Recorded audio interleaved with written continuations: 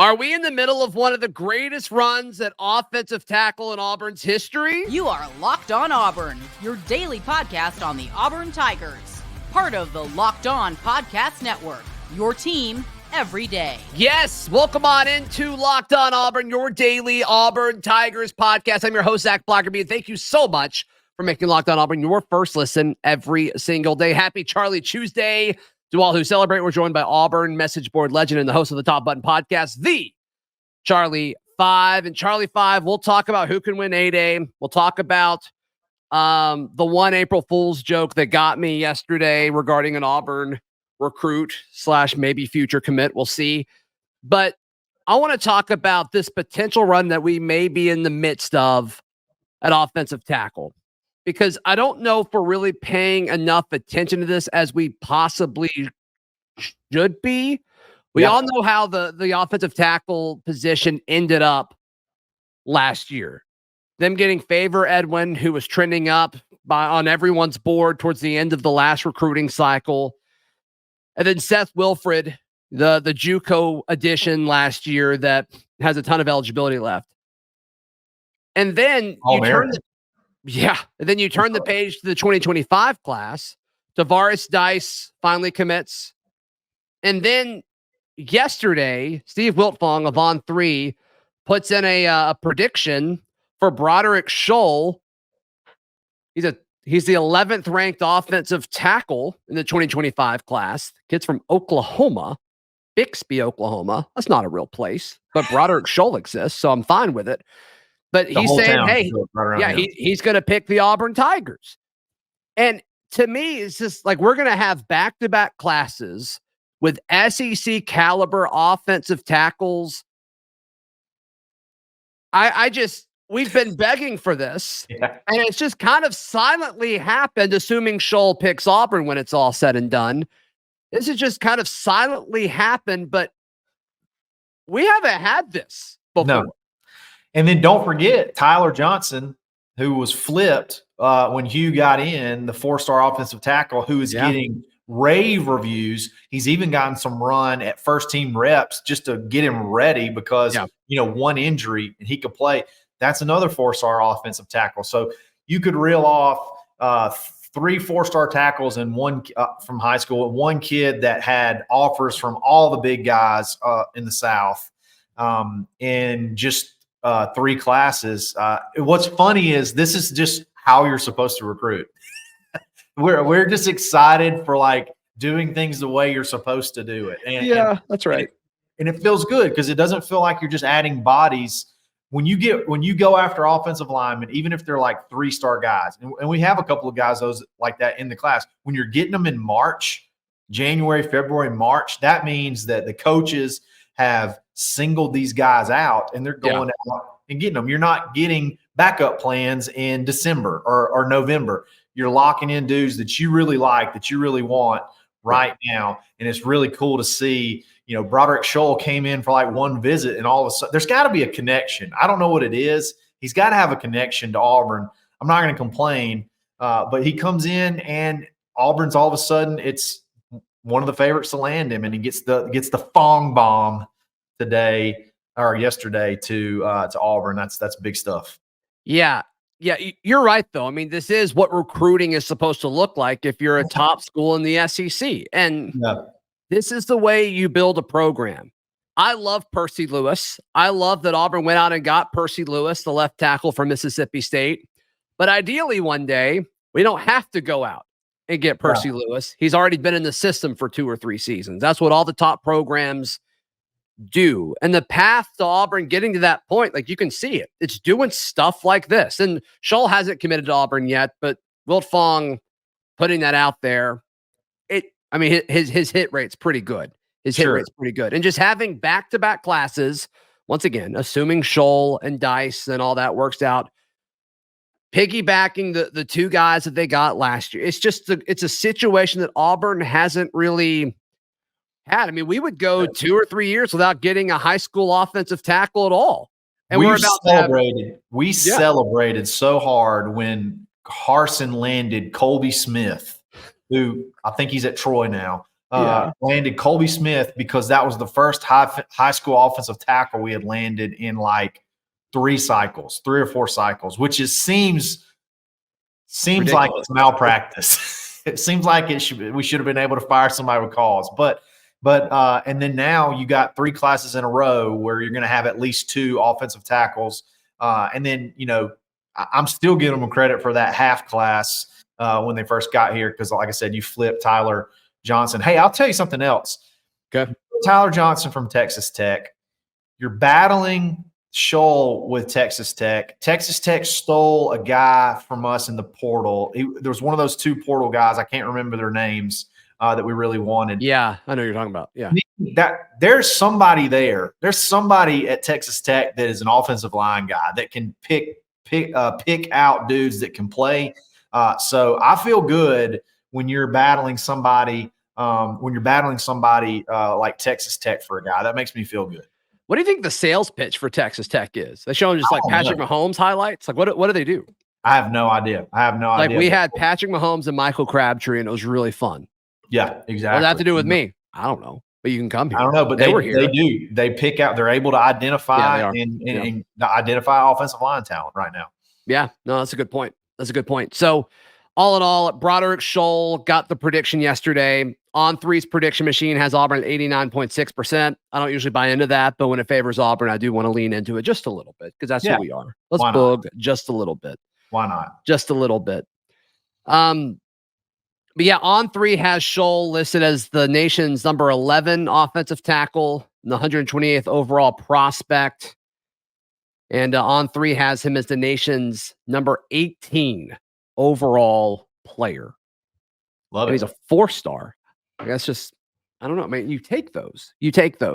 And I think good offensive linemen want to play with each other, and we're getting something going here. You talk about like making guys this early in the process, like feel like they're the guy, making them a priority. I mean, let's go back to the conversation. I think it was last week when they added Ty Buster, the interior offensive lineman who is a 3-star across the board. And Brian later in the week kind of gave some insight on that. It's like, yeah, but where he's at, like the Charlotte camps haven't happened yet. And so he's going to be a little underrated and he'll have the chance to shoot up boards after that. But I love what this staff has done pertaining to the offensive line. I mean, 12 months ago, we felt a little bit better because at that point they had added Gunnar Britton and Dylan Wade. But offensive line, all of a sudden, it's like, you feel good about it going into the season. You feel good about the depth on the offensive line going into 2024. And now you can see the plan for 2025 and 2026 on the offensive line. I mean, props to this coaching staff. They have really, really made that a priority, and you can certainly tell. Absolutely. And then we almost forgot one of your first commits of this class was Spencer Dowling, who is an offensive tackle that Ole Miss, Florida State, and Tennessee are really trying to make a push for, really trying to make a push for. He's a kid from Alabama, Athens, I believe. Athens, yeah. And so that's another. So that's technically, if you get Scholl, you got 3 athletic, big offensive tackles, and you go. Is he projected to be a tackle? Yeah, he's listed as a tackle. I mean, I think he's like 6'7". He's a big kid too. So yeah. And then you may not be done. You may not be done at tackle. I know you're not done on the interior because this is they want to take a bunch of high school kids this year. So yeah, it's just good to see things done the way they're supposed to be done. I know people are probably like, y'all are fired up over an offensive tackle. Like, what's the big deal? Like, you don't get it. We haven't done this. We don't do this often. We don't do this often. So it's fun. So it's good. It's good to see. Yeah. And this is the stuff that championship programs do. And look, with the transfer portal, it's the new shiny thing in the room, right? It's the new kind of thing where it's like, well, we want to go out and get these instant impact guys. And it's fun. It's totally fun. But the folks winning championships are still recruiting at the high school level. And that's how you build a program. And that's what Hugh Freeze has done. And hopefully they're able to kind of hold down everybody they've already got and then add Broderick Scholl, like Wilt Fong is predicting. So that's a huge dub. Huge dub for the program, assuming all that happens. All right. A recruit got us yesterday. I'm not going to say us, to him, but he definitely got you. He got me. I was ready for it. We'll discuss that in just a moment, right here on Locked On Auburn. Today's show is brought to you by our friends at LinkedIn Jobs. Charlie5, can you imagine? Never. Making a hire. Won't do it. And finding the candidate not on LinkedIn Jobs. Nope. Not going to do it. Can you describe a candidate that you might hire not through LinkedIn Jobs? Can you say it out loud? I don't think you can say it out loud. I think you could say a version of it out loud. Yeah. Let's just say that. Let's just say probably not desirable. Let's just say that. Not desirable. They're probably never on time. Yeah. Not dependable. Not dependable. Clearly, if they're not on LinkedIn. That's right. But LinkedIn Jobs, that kind of candidate they can give you. And look, they're going to give you a bunch, but they're going to be qualified. 5-star. 5-star. They're everything you want. Great humans. Great humans. Yeah. Love animals. And typically. Probably volunteer. Love the environment. A lot of good stuff. Just great. 100%. Yep. You'll want them to be a part of your work family. Because LinkedIn knows that small businesses, they're wearing so many hats. I'm only wearing one hat right now. You're not wearing a hat. Yes, you are. Sorry. I had the read pulled up. I couldn't see the screen. I'm so sorry. We're wearing hats. Okay, whatever. Post your job for free at linkedin.com/lockedoncollege. That's linkedin.com/lockedoncollege. Post your job for free. Terms and conditions apply. I'm so sorry. All right. So Alvin Henderson. Yeah. The very talented running back from Elba, who's been on commit watch for years at this point. Under a decade. Just a shade under a decade now. Yeah. I feel like ever since he's been in like 7th grade, it's like, when are you going to commit, Alvin Henderson? What are we doing? So he puts out something yesterday morning. He's committing at noon. Yeah. I'm like, okay, whatever. Let's build the show around that. Yeah, that'd be great. Like, we're recording a little after that. Let's just wait till it's done. And obviously it was an April Fool's thing, which you called, and I just kind of forgot that. I will say this. I knew it was an April Fool's joke the whole time, and I still let myself think that it might could have happened yesterday. I just feel like he's kind of been all over the place, man. Yeah. You had other recruits sort of signal that in Auburn's class. Malik Autry is what sold it for me. Autry, and then even Jacaleb Falk also did it. I didn't see his.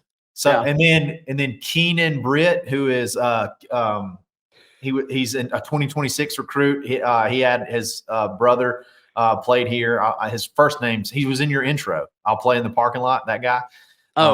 With Bears or whatever. Yeah. KJ Britt. KJ Britt. Yeah. His brother, who's Downhill Britt is what we would call Downhill him. Britt.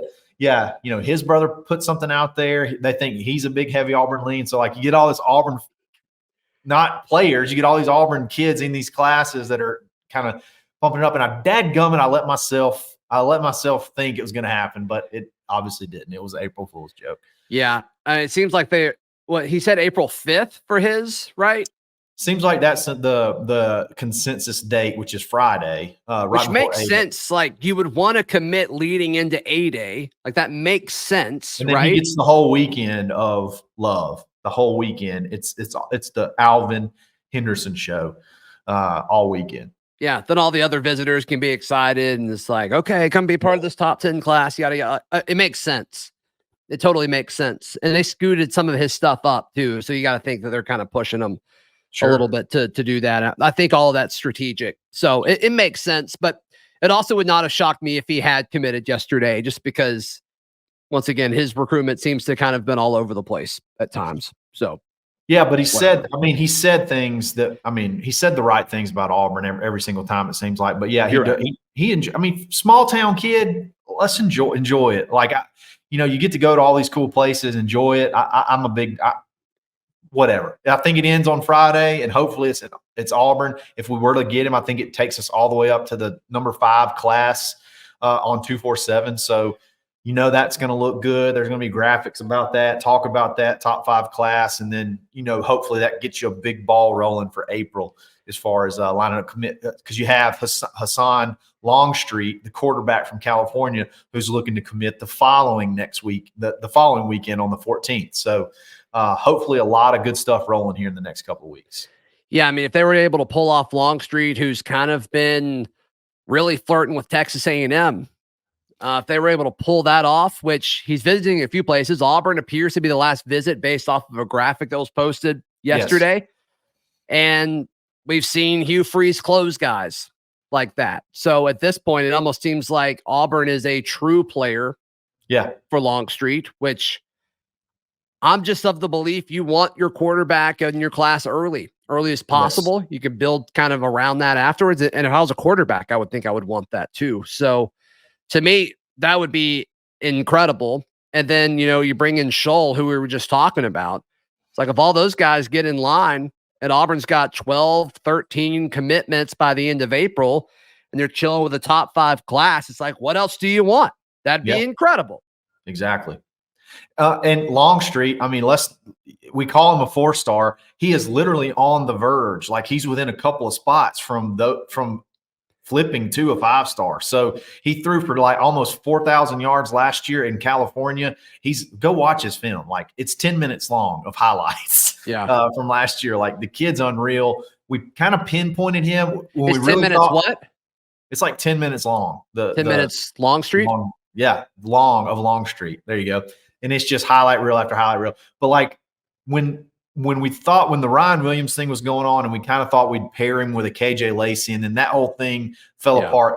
There's 2 kids in California, and this guy was one of them that really, I don't know the connection, but that was 2 guys that we had pinpointed, and obviously Longstreet was one of them. And he comes in for a visit, loves it, but it's his first time here, and he's already been to Texas A&M. He's going back to Texas A&M, and I always felt like if we could get him back for A-Day, you might have a chance. And he went this past weekend to Texas A&M. He didn't commit or shut everything down. He's going to go visit Ole Miss and Oregon, I believe, this week, and then he'll be here this weekend for A-Day, which is all you can ask for leading up to his commitment. I think he'd be a game changer. You got a borderline 5-star guy. Wide receivers want to play with this guy. Yeah. Offensive linemen want to block for this guy. Running backs want to play with this guy, and then obviously defensive guys want to play with other good guys too. So he'd be big. You get him in March, and that's all you can ask for. Yeah. If he commits, what's the name of your favorite street in Auburn?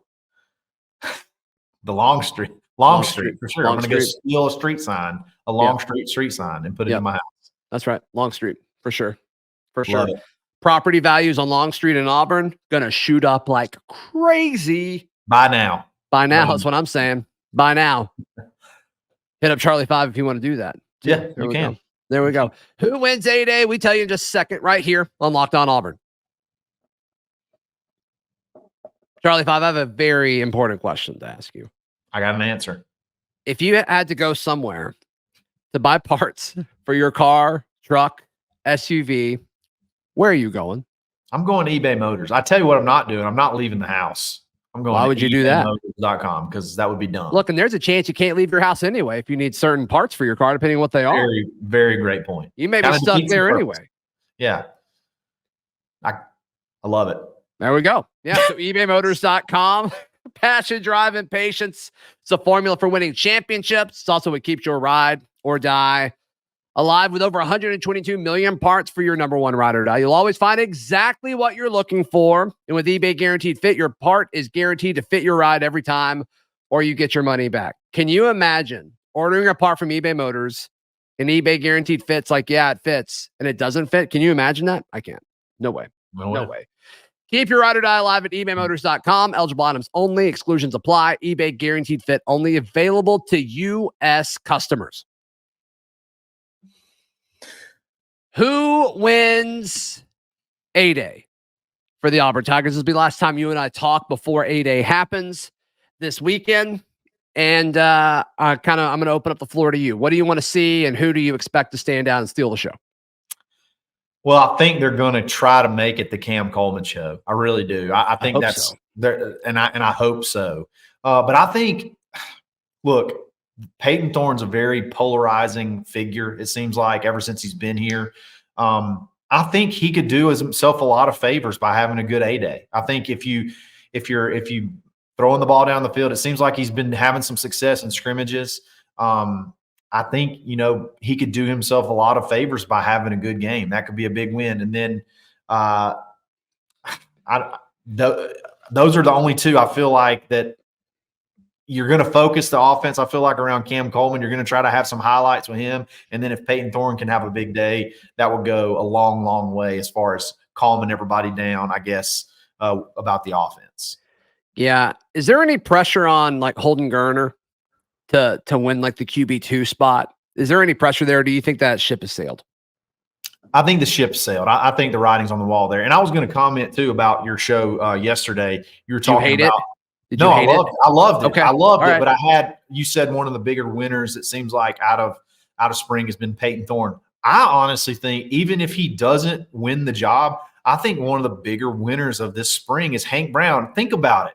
He just it looks like he has unseated a dude who's been here 3 years. Good point. Jumped him right away, and he's right there. And Peyton Thorne only has one more year left. So, Hank's put himself in the position in one offseason where he's the guy. He could be the guy. You know what I mean? Moving forward, I think we've kind of alluded to the fact that after Thorne, we're getting a true QB battle with Hank Brown and Walker White.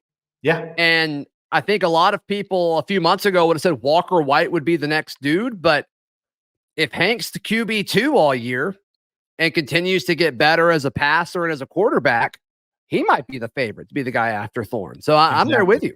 Exactly. So I think Hank's a big winner, and I want to see Hank show off. I want to see Hank throw the ball around too. I think in general, we need to prove that we can throw the ball down. I think you need to prove to the fans this year we're going to be able to throw the ball down the field. I think you got to do that. I think that's sort of got to be on the agenda. We got to be able to throw the ball through the air, move the chains, regardless of how you feel about the rest of the wide receiver room. You got to figure out a way to do it. And I think you put that on display for the fans. And it's going to make everybody have a lot better feelings moving forward. And also, it's probably could help with recruiting. If you put something on tape, hey, look, this is the new offense. We're throwing it around. We got Cam Coleman a bunch of catches, Fairweather a bunch of catches, Caleb Burton, Robert Lewis, whatever. Yeah. All in all, I think what I would love to see is let's throw the ball down the field. Let's throw some fades. Look, let's get in the red zone. Just throw 3 fades. Yeah. Let's go. You know how I love a fade. Yeah. Is there another play to run around the goal line? No. Let me ask you this, because I'm with you. I think it would do a lot to show the fan base, like, hey, we've worked on this. We're going to have a better passing game in 2024. To a certain extent, I don't think the game plan of A-Day should be like, I don't know how much you're supposed to consider okay, we want to show the fans this. I don't know how much that really plays into it. It might, I don't know, but light it up. How many options in the passing game do you feel comfortable with saying, yes, they'll help Auburn be able to stretch the field? Because my list is Cam Coleman and Robert Lewis. And then after that, it gets a little iffy to me. Yeah. And I think you're dead on. I think you're dead on. Cam Coleman, Robert Lewis. And is Robert Lewis really going to stretch the field from the slot? Sure. Is that even how they're going to use them? Right. Yeah. So, again, I don't necessarily think it has to be 60, 70-yard bombs, but I think just being able to sling it around, move the chains, and run those RPOs, just seeing that, I think that'll goes along. I think that'll go a long way with everybody as far as I just want a modern 2024 college offense at Auburn. We haven't had a modern offense since 2017. And even in 2017, it's still you barely threw for 3,000 yards, Yeah, so it was so carry-on heavy. It's if carry-on isn't the best player in the SEC that year, it's was that even a good team? I don't know. Yeah, a good offense. Yeah, for sure. So then if you don't count that, you got to go back to 2013 and 2014, which once again, it's you were kind of limited in what you were doing. So I just don't feel like it's that much to ask for. I don't. It's for there to be a modern, because there are teams all throughout college football, and you and I spent a lot of time talking about this when Harsin was hired, and then when Freeze was hired. But there's just teams with way worse rosters that have better offenses than us, no doubt. We've just got to fix it. We've got to fix it. Yeah, every year. A 3,000-yard passer is 240 yards a game. It's not that much. It's not like you got to throw for 400 yards a game to get there. It's not that much. And It just doesn't seem like it's that much to ask. And it's just it's like, holy cow, you're banging your head against the wall trying to get a first down. And it's like, I still don't think we're there. I think 2025 will be the year where we have that. That it's just, I want to see the product on the field. I don't really care about the stats, especially for A-Day, but I just want an offense to pass the eye test for once. There you go. That's a good point. Just look like, okay, these guys are going to be able to move the ball when we have to. They should be able to move the ball. I'm with you. It doesn't necessarily have to be a big highlight reel. Peyton throws for 300 yards, but if he goes 6 of 8 and throws a couple touchdowns and it looks good doing it, I'm happy with that. You get in the red zone and it's not just pound, read option score. Like you're able to kind of move the ball through the air and still score. You just want to see a fade. We get it. At least one fade. If we don't, I'm going to be disappointed. I'm going to be very disappointed. Who throws the fade? Who catches the fade? Call it right now.